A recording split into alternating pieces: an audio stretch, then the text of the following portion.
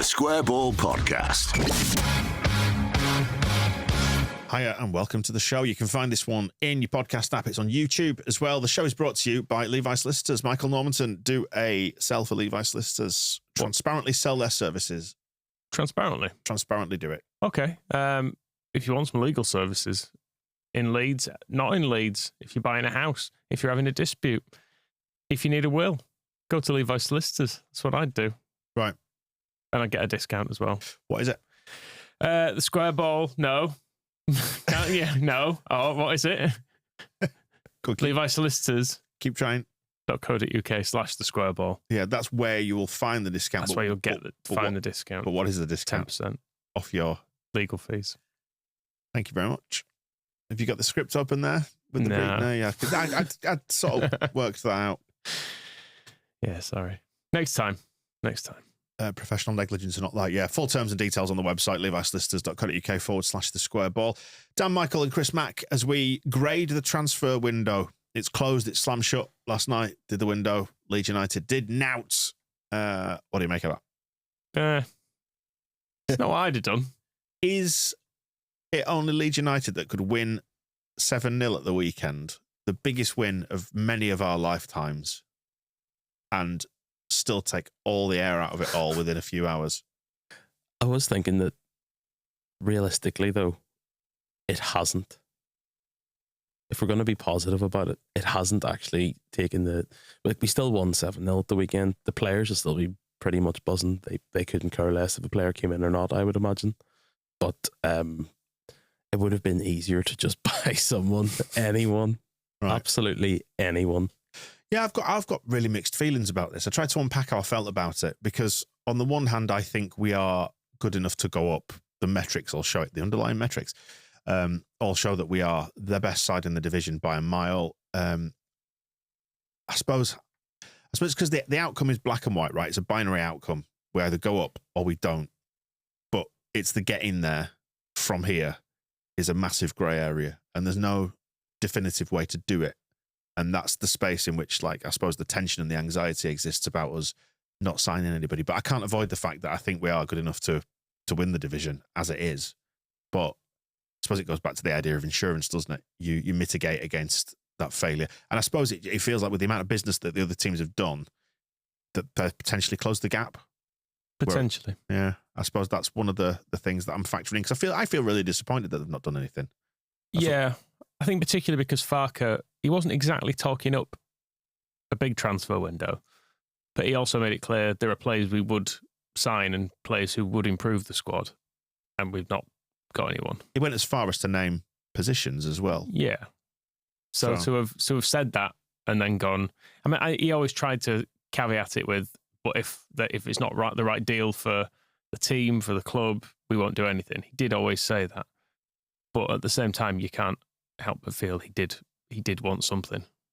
Yeah, I think this says more about the people running the club than it does about the playing squad or even Daniel Farke, because Farke did say that he wants players. I don't want to hear anything about exacting standards or any of the other nonsense that usually comes out when this sort of thing comes up. Farke said in January, he said in the summer that in January he told the club to identify a number 10 to replace Jorginho Rutter. We didn't sign that. I know Brent Aronson has filled the void there, but we still realistically could have done with someone there, whether that was a number 9 and have Joel Pirro as a backup 10. But and even after Buendia left to Leverkusen, we were still looking for players. He still mentioned the number 10 specifically. So is it a failure of recruitment? Is it a failure of finances? Is there an issue with the finances that 140 million of player sales didn't address? Mm. It doesn't all really add up as far as I'm concerned. The Jorginho Rutter money, the club made it clear that was not an intention to sell him, and we did sell him for a huge amount of money late in the window. After that point, did we sign anyone after that? I'm trying to think. Did Ramazani come in after that? Yeah, and Tanaka would have been after that, and Solomon. But there is money left, you would think, because the club said, we needed to sell a Kinnear, couple. I was going to say Angus Kinnear sat in that chair where you are, Chris, in the summer when we spoke, or it was September rather, and said we needed to sell 2 this summer. We actually sold 3. So you don't really need to make the discussion around it any more complicated than that, I suppose. Of course, wages and loan fees and all that other stuff that we're talking about are part and parcel of running a club. So does it need to be any more complex than that? Then I suppose is a question. It's hard as well when clubs talk about transfers because you've got to be aware that anything you say will be used against you in negotiations. So you don't want to say we've got tons of money. You also don't want to say we've got no money because you potentially leave yourself open to people picking off your players if you're going about saying, yeah, we're not buying anyone because we're skint. That's when you get an £18 million offer comes in for Tanaka and you start thinking, oh shit, are we going to actually sell him? So I understand it's difficult, but sometimes the confidence that the club present when they're kind of talking about positive aspects of transfers, when you get a day and a window like this when it feels like we've not been able to make anything happen despite the fact there are some fairly clear shortcomings in the squad, it does make you wonder what exactly is going on. Yeah. I think they've done a good job of managing the public face of the financial situation, whatever it is. Like they have done well to not say we need to spend, we had to sell him, we had to do this, we had to do that. I think they've left enough there for us to believe that there's money to spend, but it's not, Simon's war chest plus 200 million. It's just, we've had the same message every January with multiple different coaches. First it was Bielsa and his standards and not being happy with being offered Harry Winks after rejecting Harry Winks and saying that I need a midfielder. And the idea was, well, what about Harry Winks, the player that you didn't want? We signed whatever the hell happened in January 2023, but whatever that was, just Victor Orta's last dash, his last counter-offensive. And this year and last year, it seems to be a lot of messaging around the right player, the right player, the right player. It can't be that hard. No. Every other club in the top 4 has done it. Most of the clubs with any money around Europe have signed players this window. I think it's worth saying that the recruitment since Orta left has been far, far better than it was. Not many does at all. I think if you look at the summer window, it's absolutely fair to say they got it almost overwhelmingly right. Yeah. So hard to pick a fault. It's where you end up feeling, are you being unfair? Because how do we not, people who've not maybe contributed that much this season or are in positions where we're overloaded, say like Ramazani, he's obviously scored some goals and done some things, but the squad wouldn't have had an obvious gap had we not signed him because we've got James, Nonto, Solomon. There are players there. If we'd have, Schmidt has barely kicked the ball, Gilavogi's come off the bench. If we'd have signed those 3 in January, people would probably be buzzing now and saying, oh, we've got a great squad going into the end of the season, but they've been here all the time. And well, that's the thing. There's maybe a little bit of people just wanting a new thing. Yeah, no, absolutely. Everybody wants a shiny new thing. Of course we do. As fans, we're programmed to respond to that sort of thing, aren't we? It's, you get used to the toys that are there and you want some new ones. But I was going to say, like, you look at the summer window that we had and it was really good. However, it's hard to come out of this January window without drawing the conclusion that they don't learn, with reference to the points that you made there. Pass it through the three filters that Farke identified in his recent press conference, and you've touched on some of them there. They're looking at price, personality, and quality. So price, the money situation, as you were just mentioning there, Chris, we don't know what it is. There's always going to have to be a certain amount of managing the public face of that. Personality is something you touched on the other day as well, Chris, when you said it's not the fucking Mighty Ducks. As in, we're not a charity case. It's not a kids team. If a couple of noses get put out of joint in the squad in the pursuit of promotion, then I think fine. Was that the conclusion? Was that the point we were making? It's like, we can't worry too much about hurty feelings when there's this much on the line. I mean, arguably that was part of it. Well, it either came down to that or the fact there was just not the money to do it. But Bielsa's second season, if we were being hard-headed about it, should maybe have looked at some of the players getting older and gone, well, there needs to be a plan to replace these players now. And if it means that they have to go on, that Ayling, Cooper, Dallas become bench players, maybe that's what it needs. So I don't know. There was maybe not the sentiment of that having finished 9th in the Premier League, but if you're going to be hard about it, it was maybe the sensible way to go for some of them. And that personality filter, I suppose, is about, because they've been very very keen to stress squad harmony and not upsetting the balance has been one of the primary goals this window, I suppose. The third filter was quality. So price, personality, and quality. So I suppose you can identify different areas of the recruitment setup and the club as a whole where you could point the finger of blame if you wanted to do that over those three things. Like, what is the money situation? Are they valuing squad harmony too high over the need to get promoted? And it's the same. Are they finding the right players in terms of quality? Is that the recruitment team? Is Farke being too exacting about who he'll accept? So we don't know. And that is the grey area that I was talking about. But those are the sort of three filters that Farke picked out. And we've been unable to find somebody who ticks the price, personality, and quality box in the whole of football. Again, having not been able to identify a number 10, Angus Kinnear. Since signing Brendan Aronson, we've basically been able, our entire scouting department has been unable to find a number 10. Yeah, which suggests like a failure, doesn't it? It does really. And particularly as the same scouting team has managed to find some pretty good players in that time. Like, how's the same team that is finding Tanaka failing to find any number 10? Is that a question mark over Farke then, if they're finding players and serving them up? Because he's stressed very much.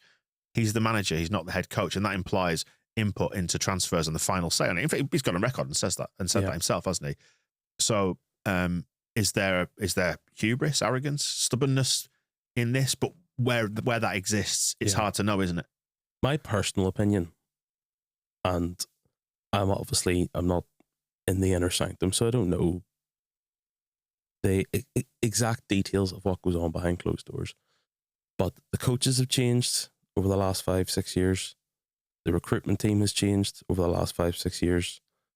The people in the boardroom have been mostly the same. The 49ers, in the season 1 of the documentary on Amazon, the 49ers are being pitched to about the January transfer strategy by Victor Orta, and they make a whole big song and dance in the documentary about it. They have been there in some capacity since, at the very least, December 2018. I know they signed on in January 2018 and have increased their shareholding since then. Took over in 2023. Angus Kinnear's been there pretty much the whole time.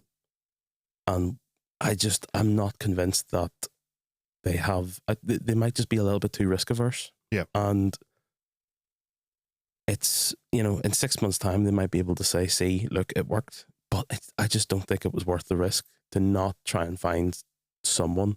And I don't know about Farke and being too specific in that, because Cameron Archer was an all right player and we obviously wanted him because we tried to get him. Why didn't we get him? Was it because Southampton didn't want to let him go? Who knows? I'm just not convinced that it's Farke's fault. And the people that say, well, Kinnear comes on here, fine. Beyond that, we don't really ever hear from them unless they want to speak. So in my opinion, it is the ownership / the board, whoever that wants to be, that is at fault at this point. The Archer deal seemingly got far enough down the line that it was clear Farke had completely given it the green light and wanted him, because it seemed to be a sticking point on negotiations. So that is when it's ultimately out of Farke's hands. And from Farke's point of view, he doesn't, not saying he doesn't care about finances, but he's got to have one eye on his own career. And if we don't go up, he's failed, and his next job is probably sort of mid championship again. If we go up, he probably gets a crack at the Premier League. So from a personal point of view, he'd be like, well, I don't really care if we have to pay 15 million quid. It's not my money. Yeah, I want to go up. I just want to be in the Premier League and having succeeded in this job. So I don't see that it would be Farke pulling the plug because Dan's phone's ringing there, because he thinks that it wasn't good value for the club. It's not his job to worry about that. Yeah. I don't want to hear about why we didn't do it. I just want to be annoyed that we didn't do it. Yeah. And the thing that really pissed me off last night was the Mateo Joseph story and the timing of it. I just thought, how stupid do you think we are? Yeah. Why has that come out now that you rejected a bid over the weekend? Yeah. Yeah, it is. That sort of stuff puts people's noses out of joint. Yeah. Because you just think, it's so fucking transparent. Yeah, you just go, oh, fucking come on. Yeah. How much truth is there even in this story? Like, there'll probably be a little kernel of truth somewhere. There was an inquiry and we told them like a figure and they'll have said, oh, no, you're all right. But then it gets spun as like, oh, we've heroically held on to him. And you think, well, have you? They did it in the summer too. When I can't remember whether it was Somerville or Rudder, but after those deals, a story came out that we'd rejected a bid for Willie Nanto. Yep. Like, I'm sure we have had players, we've had approaches in every window that we don't end up hearing about, but it's the convenient timing of the stories coming out about them, and the people reporting them all reported them at the same time, and then the figure in Spain was 8 million, but whenever it was reported here, it was 10. Speaking of the reporting, some of the coverage last night detailed a point I was going to come on to, which is about them knowing what's at stake. The local reporting said exactly that the people at the club know that it's all on the line here, and reputations are on the line, and that's how I feel about it. I feel like it's stupid not to have done something, just as, like I said, as a form of insurance. Mm-hmm. It's like driving without insurance, isn't it? I suppose you're not going to crash, 199 times out of 1,000, but the one time that you do, you'll wish you had your insurance. I think you just said 199 times out of 1,000 there. Well, I said 999. Oh, did you? I thought you said 100. I was going to say, that's really quite bad. I wanted to lengthen the odds a little bit. Very accident-prone man. But you know what I mean? I know what you mean. Yeah, exactly. It's the I wish I'd got that insurance when I didn't. And I am with you. I think having done nothing, I think we probably will still go up. Yeah, I agree. And it might be that it's absolutely inconsequential that we think this has been a bad way to approach a window, but they clearly know. They clearly know. And if they get to somewhere and we've won the league and we win it by, well, if we win it by a point, no one really cares, do it? If we win the league, the board can come back and say we did a good job. We've now got we would have been committed to spending 15 million quid to pluck a number out of the air on Archer. We don't really think he's a Premier League player. We don't have that problem. We can go and get a different striker, and there's all this money left to spend. And I understand that, and I agree with it completely. But that's a problem for 6 months down the line, isn't it? And that's not where we are yet. But I agree. I understand the logic of it. I just don't necessarily agree with it. And ultimately, it's about where your appetite for risk is, isn't it? It's ownership and investor money that is at stake here. But where the chumps who have to watch us be shit potentially in the Championship for 16 years, and if this doesn't go right. Yeah, we're the ones who get to enjoy the fire sale in the summer. Exactly. Yeah. So, and we get to turn up next year and watch potentially a much weakened Leeds team finish 8th. Yeah. And that I don't look forward to that very much. Do you agree that no matter, you think board is more responsible, Chris? There must be a bit of Farker in there, a bit. I feel like, excuse me, from a fan's point of view, that like if this goes wrong from here, that they all deserve to be chased out of town, quite frankly, and they'll get everything that's coming their way if we fuck this up. Yeah, because the chance to mitigate against it existed, and you didn't take it. And we're in such a strong position coming into this. It might be inconsequential. It might be. It genuinely might be. Yeah. But if we fuck it up, you deserve everything that's coming your way, I think. Yeah. No, I don't think we will. Like, I've thought all season. I thought in August that we had enough to get promoted. I also thought at that time that was probably what we were going to use to get promoted. I wasn't convinced we would spend in January. Until the Archer thing came up, I thought, maybe like a centre back or a number 10 would come up on deadline day. Just why not? We'll take him on loan for 6 months type of player. But like it just has to happen. I'm convinced that it will. But obviously, if we were approaching Southampton for a striker, we wouldn't have done that unless we thought we could have done with an extra option in attack, whether that was purely as a striker or to give us a little bit more cover if, say, like a number 10 was injured and somebody had to drop back or whatever. But just every other team around us has strengthened in some ways. I still think we're the best team in the league, but that gap has probably narrowed just a little bit. There are a couple of minor factors here that I think would have make everyone feel better about it. If Joseph had got to this point and had even 4 or 5 more goals under his belt, I think people would go, okay, well, between him and Pirro, that's pretty solid. And this is the eternal if Pat Bamford was fit that would be another thing as well, because you then go, well, we only actually play with one striker, so to have 3 acceptable senior strikers in the rotation, maybe that's enough. Maybe if you buy another one, they don't get used enough. Or you get Cameron Archer, whatever it takes, who is proven to score 1 and 2 at this level. Yeah. But I'm saying if those things had existed, you maybe just don't feel the need for a striker in the first place. It's just that Joseph's only got a few goals this year. Bamford has no goals. Yeah. Well, this is the grey area I was talking about. There's no guarantee that Cameron Archer comes in and scores 1 and 2. There's no guarantee he stays fit.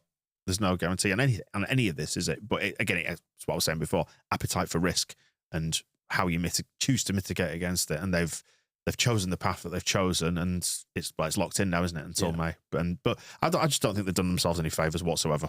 They could have helped themselves. Farke's discussed us being an emotional fan base, but I'm trying to be rational about this. I mean, the other thing the thing I would actually have made top priority, but Farke made clear very early. In some ways, did a good job of making it clear early this wasn't going to happen. Goalkeeper is what I would have.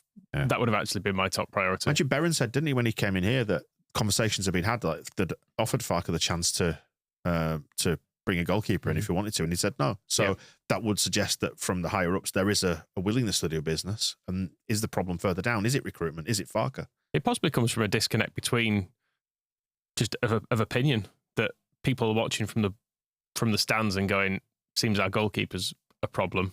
We don't mind telling the manager he can go and get a goalkeeper, whereas actually they might look at us, I guess, in some ways, justifiably scoring 7 goals, being the top scorers in the division, and going, well, what do you need more attacking players for? We don't really feel the need to spend on that area of the pitch because it's absolutely fine. Well, I would say to that, Sheffield United have accumulated the same number of points this season as we have, and have just gone out and bought a load more attackers. Yeah. And now their squad was threadbare, but they were operating off a lower base in terms of numbers in their squad. But they've still gone out and done what they needed to do in order to try and ensure that the outcome is there. But they've got exactly the same record as us points-wise this season. They're only behind us, goal difference, obviously, but by virtue of the 2-point deduction. Yeah. At the risk of sounding like Peter Ridsdale, both Sunderland and Burnley have shown ambition. We haven't. Yeah. So Marcus Edwards, the Burnley, that's quite a high-profile transfer. That would have been a move even if they were at the bottom end of the Premier League. You'd be like, all right, yeah, fair enough. And then Lefay from Roma to Sunderland.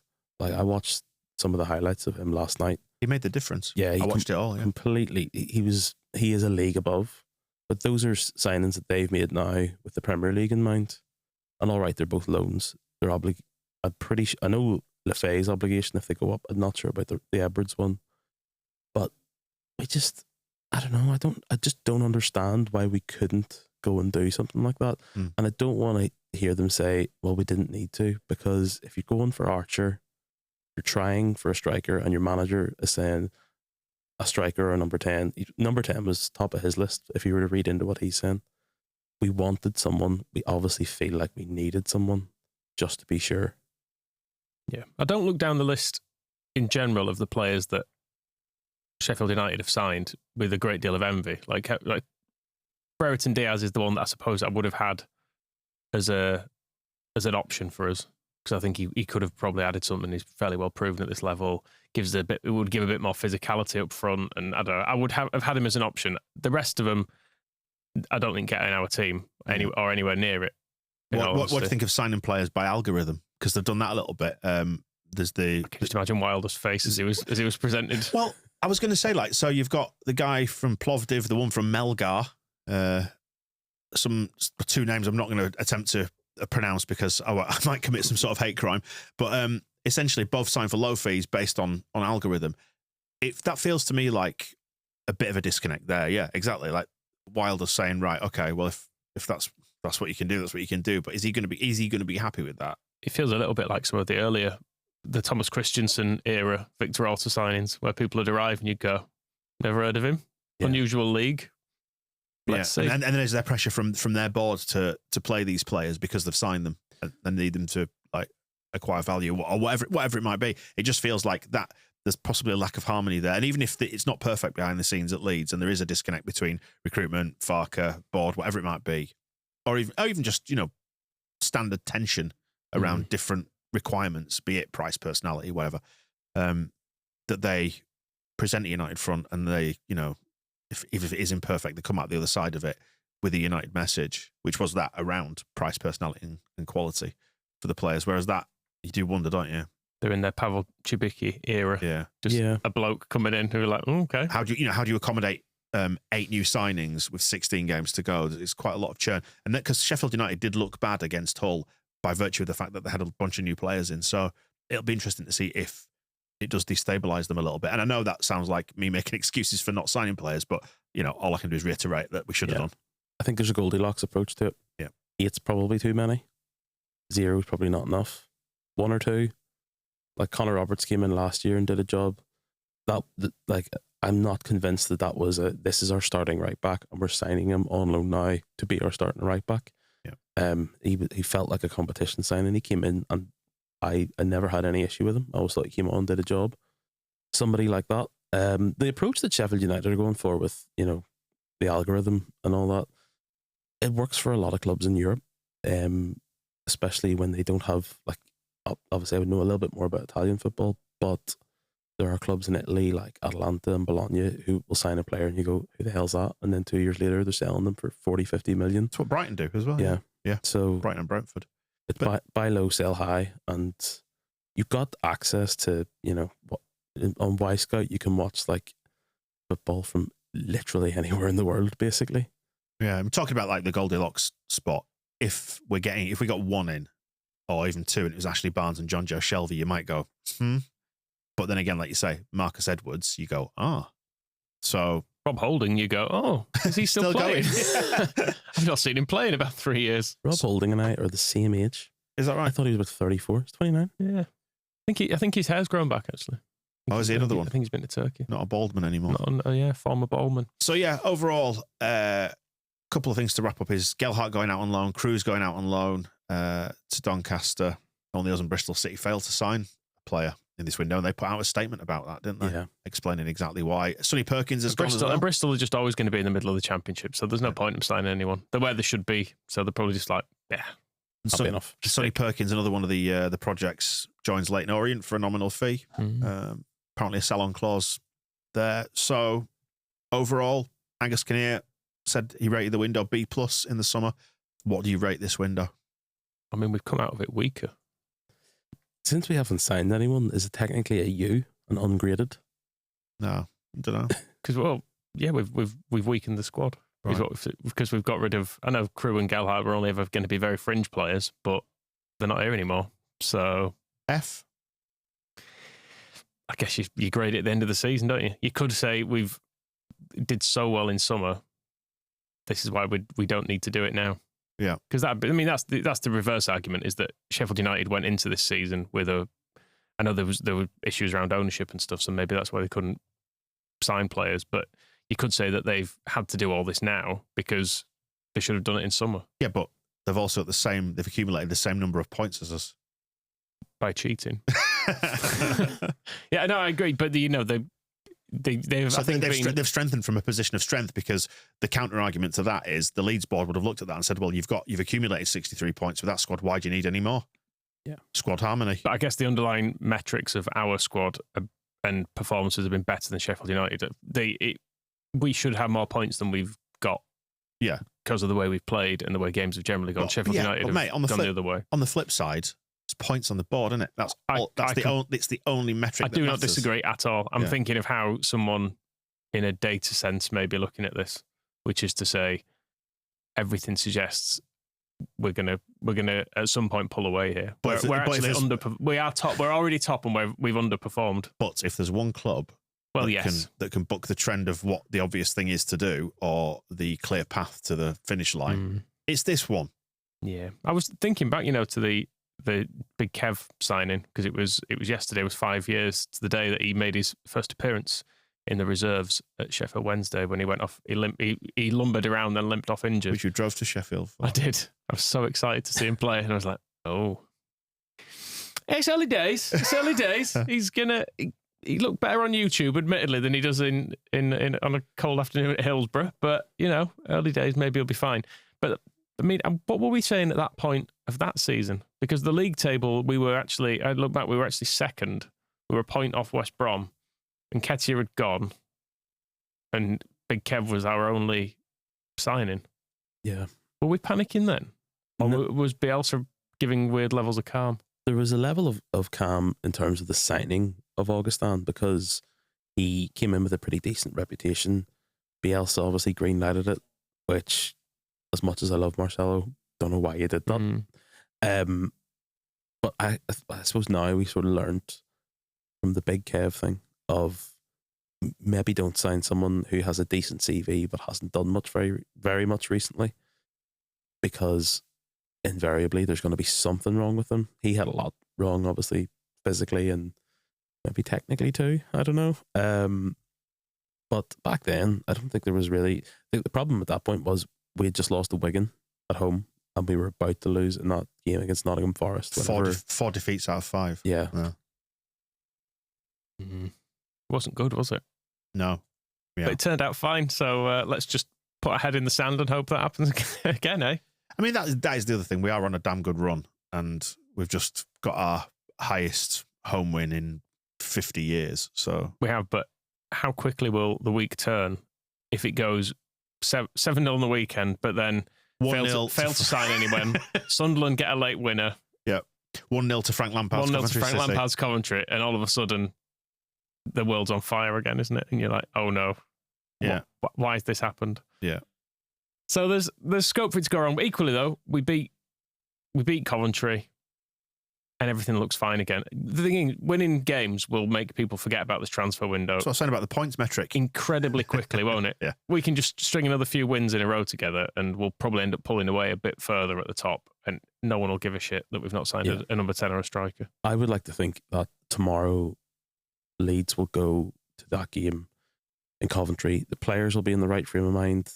Farke will be in the right frame of mind. And if everything that happened didn't happen to the players, like, Joe Pirro wasn't down negotiating transfers, he was probably training, and the fans that travel down, it'll be the same as every other game. They make a lot of noise, and if Leeds score first goal, they'll probably win, and everyone will be happy. Yeah. Works for me. So just keep winning games, really. Yeah. That's your get out of jail for the ownership. Just need to make sure we go up. I was going to say that's exactly the grey area that I was talking about before, the one where all the anxiety exists. So yeah, I'm grading it an F, but with the caveat that in the summer it might be a completely inconsequential F, or that F might stand for fire. Or just get rid of people. Yeah, or flaming pitchforks. Oh, I was thinking fire ring squad, but cool. Yep, that's it. Burn the place down. Yeah. What are you grading it? Wouldn't do anything. So I think Lynn seems fairly happy with Joe's move. So a G. It's just G for Gelhardt. There you go. I'm going to go with a C- because we didn't lose anyone. I mean, there is that, I suppose, but I just never even considered that anymore. In the Bates era, we would have got to this point. If anyone was any good, you'd be like, no, probably going to end up at Norwich or somewhere. But yeah, it never crossed my mind that we might sell a good player. Right, and with all that sensible transfer chat concluded, we can now move on to pick a hero and villain of the week. Where would you like to start? What things have you liked over the last 7 days? What have you disliked? There's a lot to like over the last 7 days. 7 goals. But we'll come on to that. Right. Okay, go on then. Well, let's first get the nomination for the board ownership out of the way for not buying anyone, because it irked me a bit yesterday.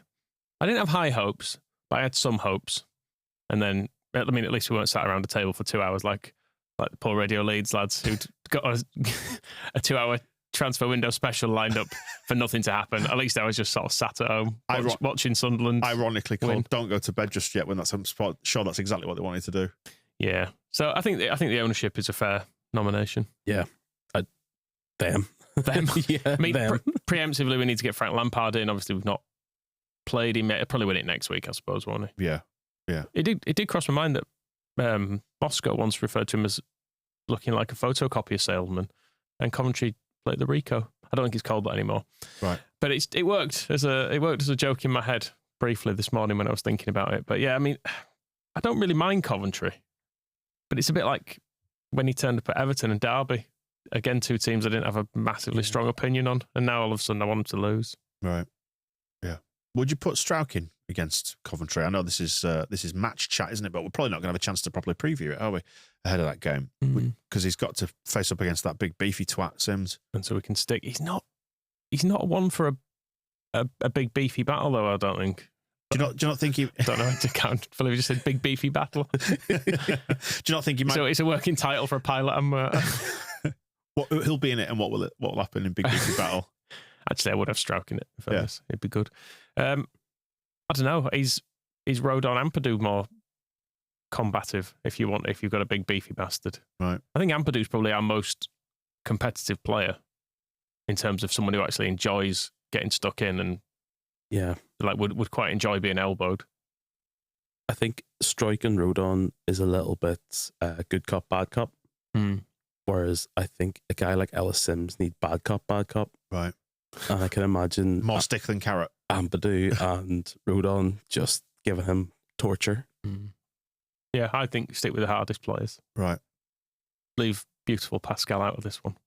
Not to damage his beautiful dashing. Yeah, and also he was also coming back from injury as well. Yeah, so I think we probably stick with.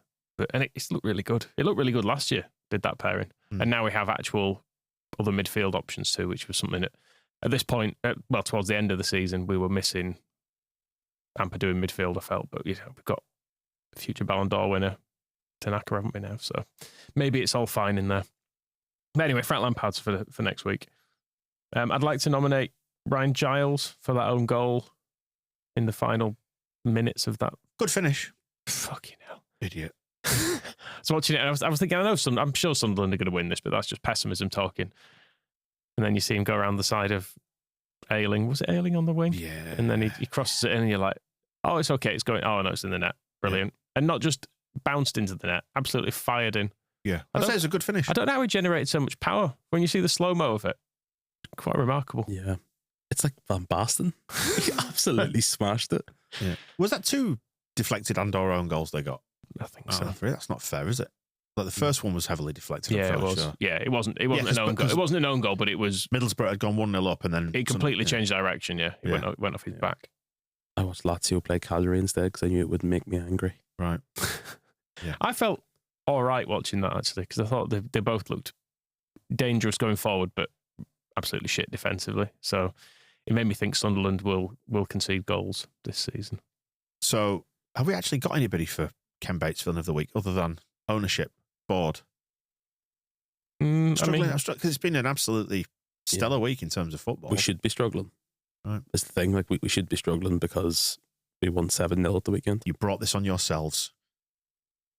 Southampton for not just letting us have him on the cheap.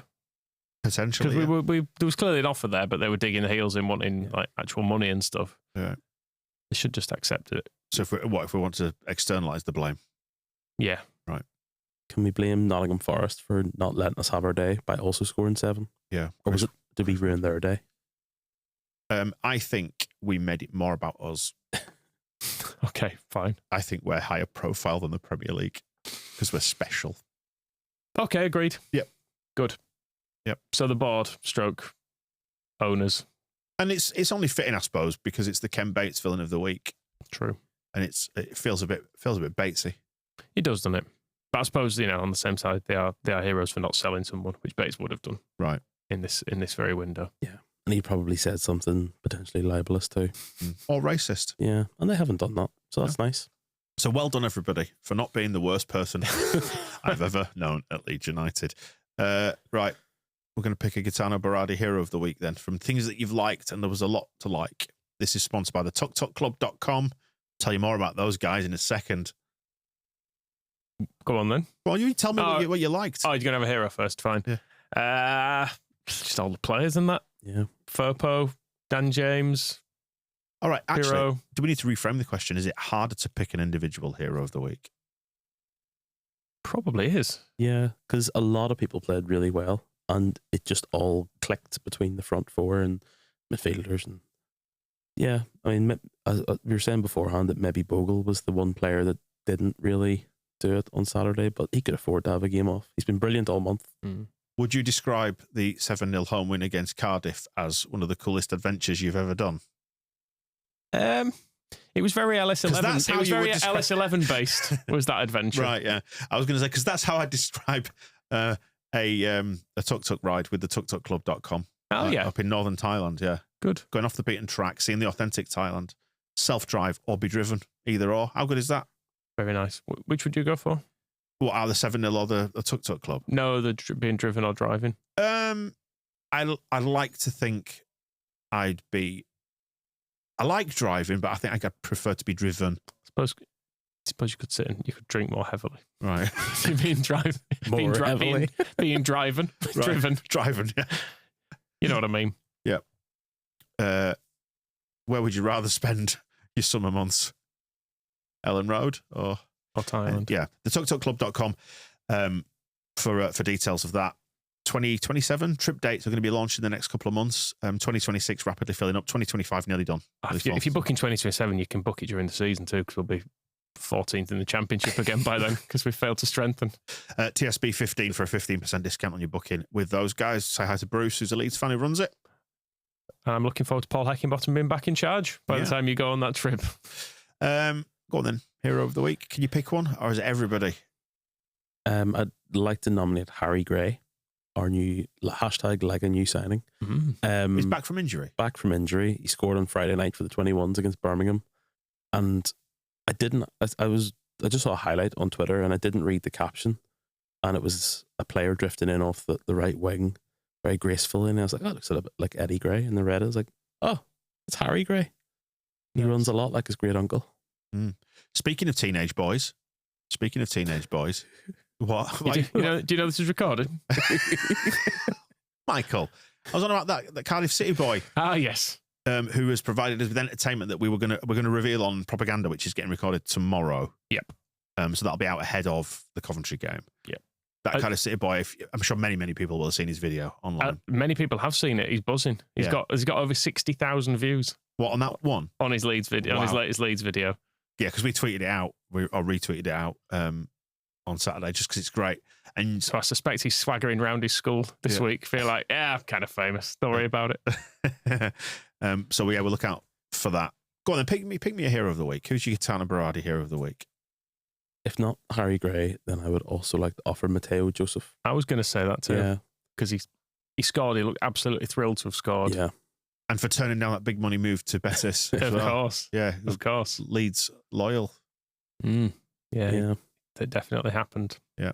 Yep. It was either that. The next button to press would be the stadium renders, wouldn't it? If everyone gets really upset, we're like, go on then, put out it's been in the drafts for months. Yeah. Like, we were waiting for a big defeat, but transfer windows are going to make us do it. The dead cat. Yeah, exactly. The dead cat. Look at the new West Stand.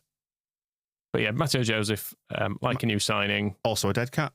He's not like a dead cat. Well, they wheeled out the Matteo Joseph turned down bid is what I meant. Yeah, he's not a dead cat though. No, he's not. His transfer was. Okay, fine. Matteo Joseph? Yeah. The one thing he was missing was a goal. He scored a goal. Let's hope he scores the other 37. That means we didn't need Cameron Archer. Yeah. Both him and Nonso looked absolutely thrilled to have scored what were completely inconsequential goals, but it's clear that they both felt a bit of a need to do something. Yeah. So. I really enjoyed Nanto's because it was like straight off the bench, straight on, skin two players, bang. It's like, cool, good man. Yeah, it looked like a bit of a P-roller did that one, but actually when you see it from behind the goal, he did really well because I know he likes the near post, does Nanto? Yeah, he does. It goes one way, then cuts it back, doesn't he? Yeah. It seems to take people by surprise. It was nice to see his uncle celebrating with him as well, wasn't it? Big Uncle Joss. Big Uncle Joss came running on from the touchline to celebrate with him too. Although one of them nearly killed my beautiful Autanaka. Didn't he? Got him right in the chops. Yeah, right in the face. Imagine if it had broken his jaw. That would be very Leedsy. Yeah. As Ramazani somersaults in from the side and then... Who's the most likely Leeds player to get their jaw broken in a celebration? Patrick Bamford. Correct. Oh. Absolutely shattered his face to pieces. Shouting too hard. Right, so it's definitely Joseph. We're settling on Joseph. I'm happy with that. Yeah, good. I had a nice time over the weekend anyway, not being at the 7-0. Biggest result in my lifetime. It was no good. No. It was boring. Yeah. Didn't really enjoy it much. It was, I will say, I said to you before, I don't think it was as good as like the playoff game, for example, last year. It was really good fun, but it wasn't he didn't get the pulse racing in quite the same way. Was it like, did it feel one inside the first 15 minutes? Yeah, and it was fun because we actually just continued to press the team and destroy them in a way that it doesn't feel like we've done very often, does it? Yeah, whenever somebody chants something like, we're going to score a goal, Firpo scores on the pitch, it never happens. But when you actually scream, we want 7, and then they go and score 7, it felt really good. Yeah, there's a payoff there, isn't there? Yeah. There's a payoff for it. Oh, good, yeah. Should have chanted, we want a striker. I'm glad everybody had a nice time. The way I'm viewing this one is I would like to have been there because it'll be a historical game. It is one for the history books. But it was just a game. It was just some goals. I'll see some more of those as we romp to the title, which we're obviously going to do now. And the entire first half of this show, irrelevant. Good. Let's hope it was.